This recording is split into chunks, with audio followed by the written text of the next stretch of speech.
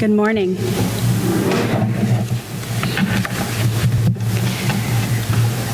We forgive ourselves and each other. We begin again in love. Unitarian minister Robert Eller Isaacs has given us this beautiful and powerful litany that we at USG recite on the Jewish High Holy Day of Yom Kippur, the Day of Atonement. It reminds us that although we may have fallen down at living out our principles as Unitarian Universalists, forgiveness gives us a blessed opportunity to try and do better again. We've talked about forgiveness many times here at USG. We've listened to wonderful sermons about it and engaged in a small group theme of the month on it a few times. But is that all there is? I say not always, as this litany thoughtfully reminds us. There is also the beginning again. Or, as the Japanese proverb tells us, fall down 7 times and stand up 8. It doesn't matter that we failed. What matters is that we try again to do it better. I propose that we may also take this litany to heart at the secular New Year and remind ourselves of the last line, to begin again in love. What does that mean, to begin again in love? In our busy and overstimulated American lives, we are bound to fall down once, twice, 7 or more times a day. It's easy to get distracted and not give someone your full attention when you're trying to get things done. It's easy to snap at someone you love because you're worried about how a job interview went. It's easy to forget to attend a friend's party because you scheduled 3 other important things to do that night. It's easy to speak to someone with a lack of respect because you're frustrated and angry over something over which you have no control. It's easy to forget that all people have inherent worth and dignity when we're confronted with ugly things happening in our world. Or that we're all a part of a beloved community when we talk about the other and them. These things happen all the time, and sometimes we're not even aware that we've fallen down. In his 2005 Kenyon College commencement address, writer David Foster Wallace told a story that I'd like to share with you. He said, there are these 2 young fish swimming along, and they happen to meet an older fish swimming their way, who nods at them and says, "Morning, boys. How's the water?" And the 2 young fish swim on for a bit, and then eventually one of them looks over at the other and says, "What the heck is water?" In his speech that follows, Wallace imparts this wisdom to the graduates. The point of the fish story is merely that the most obvious, important realities are often the ones that are hardest to see and talk about. Stated as an English sentence, of course, this is just a banal platitude. But the fact is that in the day-to-day trenches of adult existence, banal platitudes can have life or death importance. In other words, my friends, the daily grind can be far more influential to our lives and our outlook than the big moments. This is water. It is all the things around us that make up our worlds, our days, our experiences, the things we might not even be aware of, but are so influential to how we feel in our lives. All the little frustrations that make up our days and alter our moods. Water is the long line in a store, the sitting in traffic on the Schuylkill, the car that cuts you off, the endless detours around road construction, the stubbed toe. Often, we're not even aware that our day has been filled with small irritations until we snap at someone who asked us a question, or felt ourselves getting into a bad mood for apparently no reason at all. That reason, my friends, is water. An inspirational message to me, and one that I am trying to make a mantra of when faced with life's daily frustrations, like long lines or choppy internet connections. I've been whispering to myself, "This is water," when I feel my mood changing because of an inconvenience, as often as it takes to change my perspective of the annoyance. Frequently, I whisper it over and over and over. Recently, however, this mantra was put to the test. We had family in from Portland, Oregon, over Thanksgiving, and one of their musts was to visit the Empire State Building, which we did on Black Friday. We walked through Manhattan, wondering where all the people were. It didn't seem nearly as crowded as we expected for a holiday weekend, and we were feeling very clever for deciding to visit the city that day, congratulating ourselves on our smarts by choosing to go to New York on the day everyone would be at the mall. Arriving at the Empire State Building, we got into the serpentine line on the sidewalk, and since it was moving at a decent clip, we decided to continue up to the second floor to purchase tickets for the observation deck. When we got to the second floor, we found where all the people we expected to be in New York had gotten to. They were waiting in yet another long serpentine line for tickets. But no worries, it was early yet, the sun was shining, and we were happy to be there. An hour later, I explained the "this is water" concept to my family, who were happy to take it on as our mantra for the day, and in seemingly no time, we were through the thorough security checkpoint and on our way to the 86th floor. Or so we thought.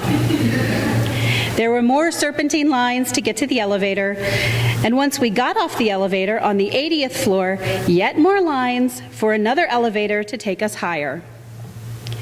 As our stomachs growled and the family in front of us started bickering among themselves about whose dumb idea this was, and why do we always have to do what Mom wants, my own family was feeling the stress of waiting in these endless lines. We spotted a window and saw to our dismay that the sun was starting to set, and one of our hopes was to be on the deck by dusk.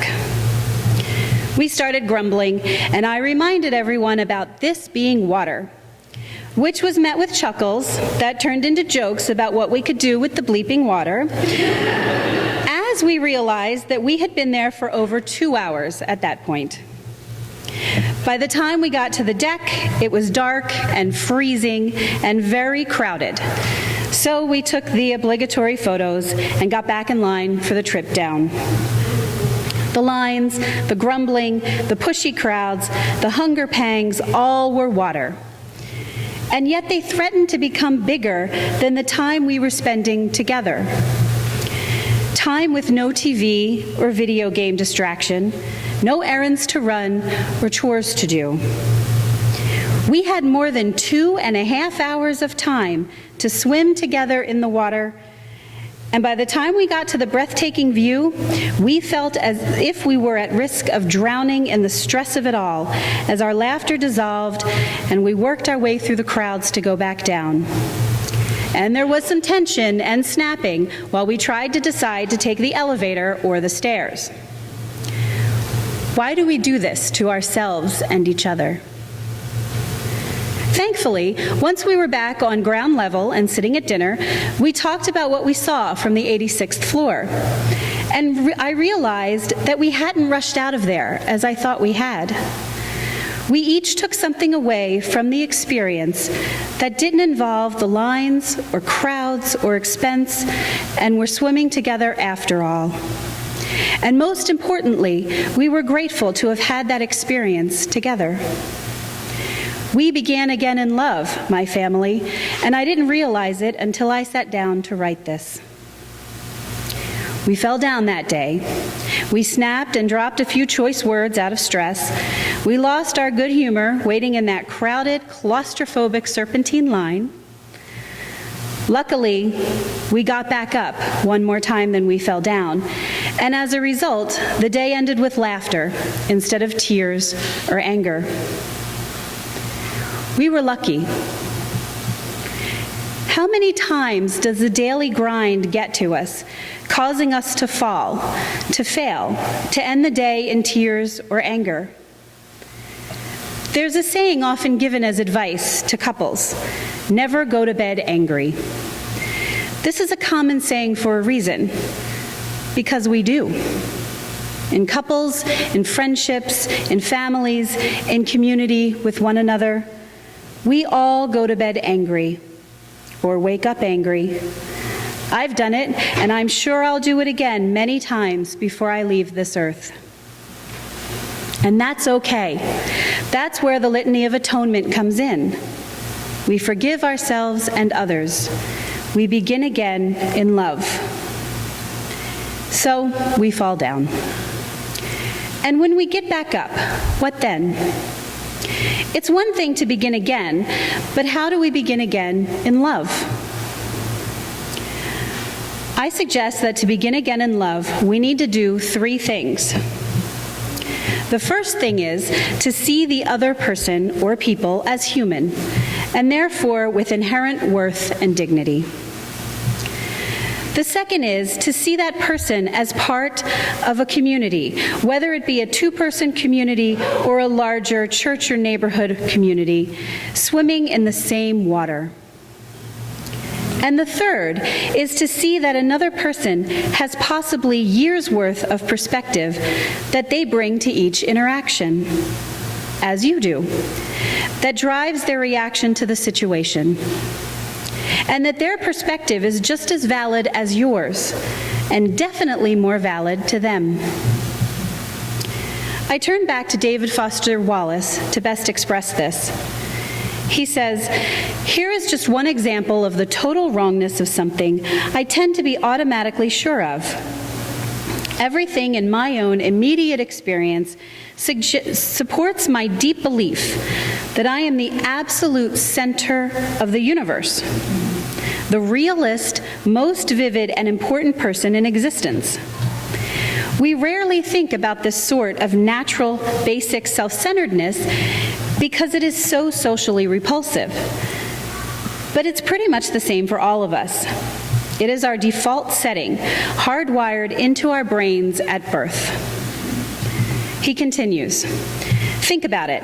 There is no experience you have had that you are not the absolute center of. The world as you experience it is there in front of you or behind you, and so on. Other people's thoughts and feelings have to be communicated to you somehow, but your own are so immediate, urgent, and real." This makes me think of the fish story. The 2 younger fish had no idea what water was, even though they were surrounded by it, until the older fish pointed it out to them. The older fish awakened them to the perspective of another, made them aware that they actually aren't the center of the universe, even if they are the center of their universe. Wallace goes on to say that it's not a matter of compassion or virtue, it's a matter of my choosing to do the work of somehow altering or getting free of my natural, hardwired default setting, which is to be deeply and literally self-centered, and to see and interpret everything through this lens of self. People who can adjust their natural default setting this way are often described as being well-adjusted, which I suggest to you is not an accidental term. Are we well-adjusted? I like to think I am, as I'm sure you do about yourself. And that is a wonderful thing, to strive to be well-adjusted. In writing this talk for you today, I had a long, hard look at myself and realized that I have a lot of work to do on becoming more well-adjusted.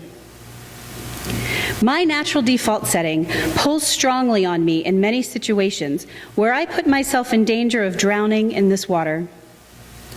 Waiting in a long line, bored out of my skull, with a screaming toddler in line behind me, demanding a cookie right now, my internal default setting kicks in, and the thoughts come. Why isn't that parent taking that child out to the car for a change of setting? Well, gee, Jen, maybe this is the only block of time that parent has between jobs, and she can't take the time it would require to remove the child because dinner supplies must be bought. Or gee, Jen, maybe that parent's partner is in the hospital, and they are dealing with a mountain more pain and aggravation than you are being inconvenienced with in this line right now. This is water, and we're all swimming in it. If I were to pull from my well-adjusted being, perhaps I could try to distract the child by jingling my keys or engaging in a game of peekaboo. Something to take me through the water, and hopefully to help others swim through it as well. To begin again in love. I'm not saying that we not be irritated or annoyed by small or not quite so small things in life. That's not realistic. What I am proposing is that when we feel that creeping of annoyance or irritation, we step back and truly think about the person with worth and dignity in front of us and respond to the human being in them that is just trying their best. To know that this is water, we are all swimming in it together. A very wise friend, Margaret Kenevy, once said something very profound to me. One morning earlier this year, I experienced what is commonly joked about as one of those days, where nothing seems to go well. I slept through my alarm, and the hot water took so long to kick in that my shower was cold. The shirt I wanted to wear was in the laundry, the car had trouble starting, and I was late for a meeting at church. When I got here, I discovered that there was a mix-up with something for which I had a certain expectation. And it was one more thing in a string of things that morning that reminded me I should have stayed in bed. And I got annoyed. And I admit that this annoyance showed on my face. Margaret noticed this and said, "We're all learning," in her kind way, with her gentle, nurturing smile. And that helped me to begin again in love, to move beyond whatever annoyed me in that moment. We are all learning. We're learning how to swim together, how to navigate this often confusing world. We're all doing our best. Thank you, Margaret, for that gift. A new year is exciting to me. It's like a great big white canvas on which to paint the next 12 months. I don't make New Year resolutions. I found that I don't keep them beyond January 2nd because whenever I've made them in the past, they've been shoulds. I should exercise more in this new year. I should learn how to cook without using the crock pot. I should do more at my daughter's school.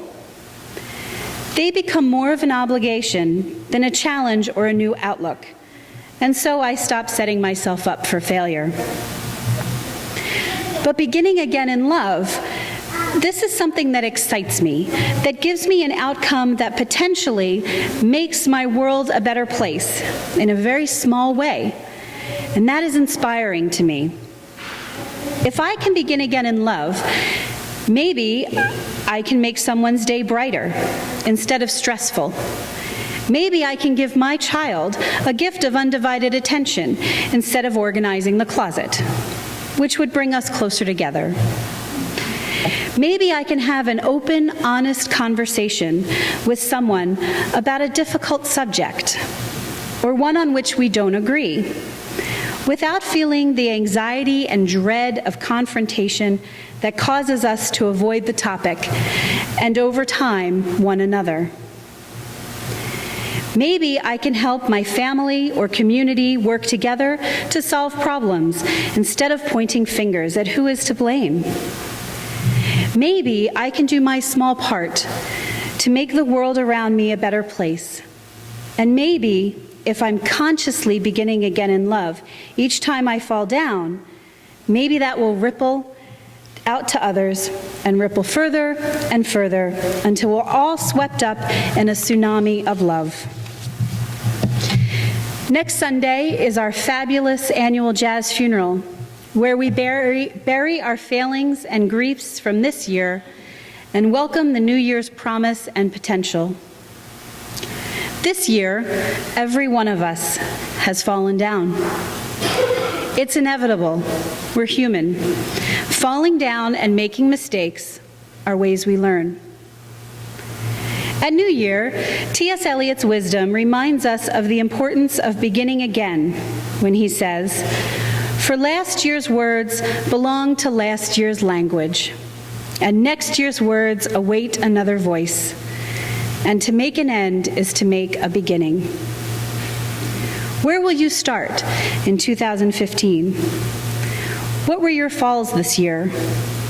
For what did you forgive yourself? For what did you forgive others?